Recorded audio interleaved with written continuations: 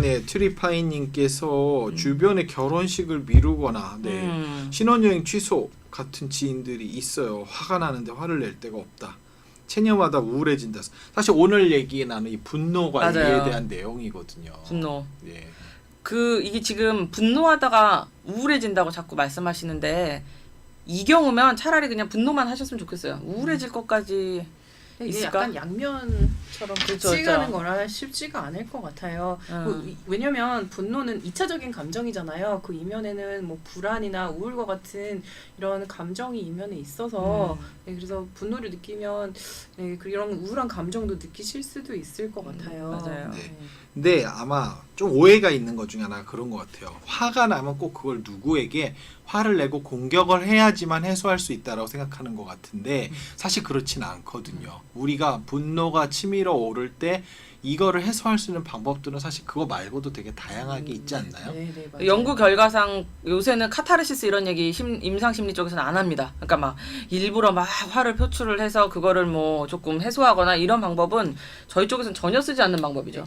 예전에 이제 분노방이라고 요즘도 아마 있을 거예요. 분노방이라는 게 있어요. 그래서 이제 뭐 접시 깨고 이런 걸 해서 이런 게 심리적으로 어떤 효과가 있냐에 대한 제가 언론 요청, 인터뷰 요청을 받은 적이 있는데요. 이제 보통은 연구들을 보면 분노라고 하는 게 표출을 하면 더 커지는 감정 중에 하나예요. 아마 여러분들도 상대방이랑 싸웠을 때 화를 냈을 때 더 화가 이렇게 늘어나는 걸 맞아요. 느끼실 수 있거든요. 그래서 이제 그 보통 분노에 대해서 다룰 때 치료 중에 이런 게 있거든요. 반대 행동학이라고 하는 게 있는데 이제 분노를 느끼면 원래는 이제 그와 상응해서 이제 뭔가 공격적인 행동을 하고 싶어지잖아요.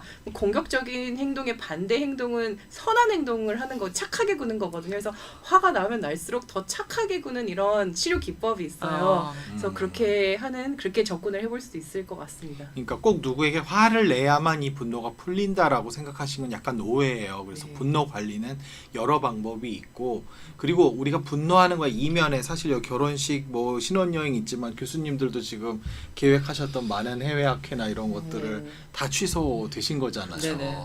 예, 저는 지금 줄줄이 취소하면서 계속 이제 하나씩 연장하면서 아주 신락 같은 희망을 이어가고 있는데 우리가 분노하는 이면을 보면은 또 다른 측면이 있어요. 우리가 가지고 있었던 어떤 욕구나 바람이 좌절된 거에 대한 애도가 또 들어있거든요. 그러니까 누구에게 화를 낼 필요가 있는 게 아니라 이런 상황 때문에 내가 어떤 걸 할 수 없어서 또 내 마음이 지금 이런 좌절을 겪고 있다라는 거를 서로 이야기하고 나누는 걸로도 충분히 해소가 됩니다. 누굴 맞아요. 붙들고 내가 너를 꼭 한번 잡아먹겠다 오늘 네. 걸렸다 이놈 해야지 분노가 해결되는 제가 것이 이거 아니다. 오늘 맞아요, 준비를 했는데 맞아요. 한번 써먹고 아, 예. 싶었거든요. 뭔데? 너와 너무 이쪽인가? 네, 너무 좋아서 한번 드리겠습니다. 이거는 이것도 거꾸로 가네요. 죄송합니다. 참. 다음번에 쓰겠습니다. 아니 그래도 사람은 원래 다 보고 알잖아요. 네, 어떻게 네. 하는지. 라이크라고 써져 있어요. 네. 그러니까 이 댓글 중에 네, 한 분도 네. 자기 지인이 결혼식 이번 달인데 미루고 신혼여행도 취소됐다고 그러는데 확실히 이런 좌절 경험은 분노를 이끌어내기는 합니다. 네, 근데 이게 이제 아까 최승원 교수님의 한 말에 좀 덧붙이자면 내가 어떤 가치를 가지고 있는지에 대해서 확인할 수 있는 것 같아요. 결혼식을 하려고 하면 내가 사랑하는 사람과 결혼을 해서 주변 사람들과 그 행복을 나누고 싶어하는 그런 가치가 같이 있었던 거잖아요. 그래서 그게 좌절이 된 거니까 그런 부분에 대해서 이제 충분히 공감을 해줄 필요는 있을 것 같습니다. 네. 분노. 네. 잘 다루실 거라고 믿고 아이들한테 특히 화내실 때 소리 지르면서 화 안 내셨으면 좋겠어요. 그러니까 내 목소리에 내가 더 화가 나잖아요. 내가 이만큼 화가 났구나. 맞아요. 화가 났구나 이러면서.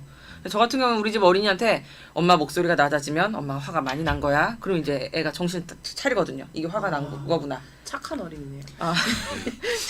안 그래도 목소리. 예, 우리 학교에서 이제 분노통이다. 분노 전문가라고 네. 꼽히시는 분이 네네. 예, 부산대학교 심리학과의 서수균 교수님이라고 계세요. 사실 친분이 전혀 없어서 뭐 제가 전화 연결 같은 거는 못 하겠는데 뭐 교수님 언제 혹시라도 이거 연락이 닿으시면 영상 좀 보내주시면 네네네. 감사하겠고요.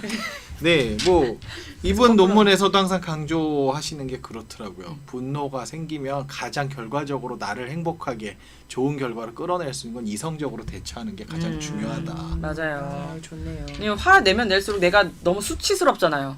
내가 왜 이렇게 화가 났지? 이러면서 수치스럽고 죄책감이 있으면은 그 이후에 또 엉켜버리니까 관계가 네 슬기롭게 좀 해주실 그리고 거라고. 화를 약간 또 덧붙이자면 화를 참을 필요는 없다는 말을 좀 얘기를 하고 맞아요, 싶어요. 맞아요. 화를 참으라는 얘기가 아니라 어떻게 이거를 표현을 하는지에 대한 것을 이제 좀 관리를 해줘야 된다는 그러니까 일이 말씀입니다. 되게끔 해야 돼요. 맞아요. 저는 싸웠을 때 이기는 싸움만 하거든요.